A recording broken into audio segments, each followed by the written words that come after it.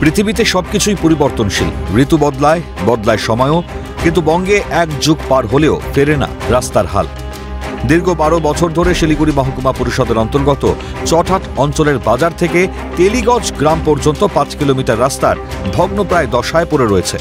প্রতিনিয়ত 20 থেকে 25টি গ্রামের মানুষ চলাচল করেন, তবুও গুরুত্বপূর্ণ এই রাস্তার দিকে নজর নেই কারোরই। খানাখন্দে ভরা পথ, বৃষ্টির জল জমলে আরও বিপজ্জনক হয়ে ওঠে। তখন রাস্তা নাকি চাষের জমি বোঝার উপায় থাকে না, দুর্ভোগ পোহাতে হয় গ্রামবাসীদের। মঙ্গল মুন্ডা। এই যে কি অসুবিধা হয় এখান থেকে? আমাদের তো দেরি, আমার চটহাট মার্কেট যেতে হয়। আমাদের যে এরকম অবস্থা এই রাস্তায়, তার আর ছাত্রগুলা হতে হয়ে গেছে। আপনার এই যে ডেলিভারি পেশেন্টগুলা এখন তাড়াতাড়ি অ্যাম্বুলেন্সটা ডাকাই এই রাস্তাতে আসতে পারবে? একটা যে কোনো গাড়ি চলে না, যে একটা যে এখন যে হাইটে যাবে ওর মুশকিল। যে অনেক গাড়ি চলতেছে চটহাট থেকে বিধাননগর, খুব অসুবিধা হচ্ছে। হ্যাঁ, যেখানে রাস্তা যে ভালো আছে ওই জায়গার রাস্তা খুব ভালো, গাড়ি চলছে না। এই রাস্তা 24 ঘন্টা গাড়ি চলতেছে, কিন্তু অনেক খারাপ জায়গা আছে। একটা প্যাসেঞ্জার নিয়ে যাবো, গাড়ি আসতে চায় না।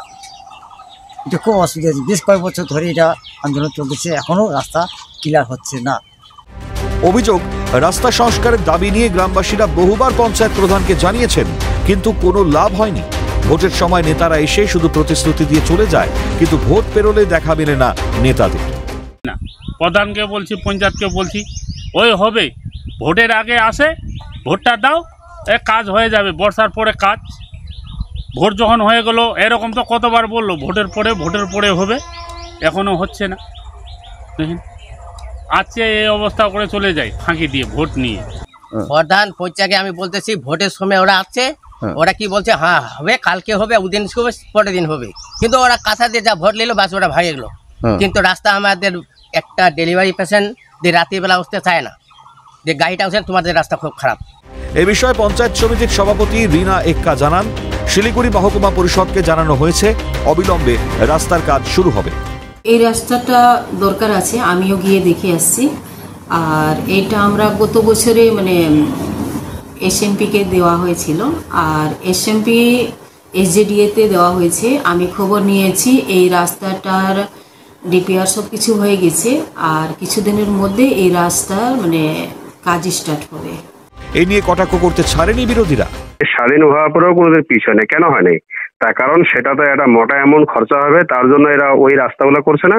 কিন্তু যেগুলা ভালো রাস্তা, সেই রাস্তার উপরেই আবার দেখবেন নতুন করে পিচ ফেলে এরা রাস্তা বানাচ্ছে। তার কারণ সেই রাস্তাগুলোতে খরচা কম পড়ে আর তাদের কাটমানি খেতে সুবিধা হবে, তার জন্য ওই রাস্তাগুলো এরা আগে করে। শাসক বিরোধীর তরজা চলছে, চলবেও। এর মানুষগুলির রাস্তা নিয়ে দুর্ভোগ মিটবে কবে? উত্তর সময়ের গহ্বরে। পিকাই ঘোষের রিপোর্ট, ক্যালকাটা নিউজ।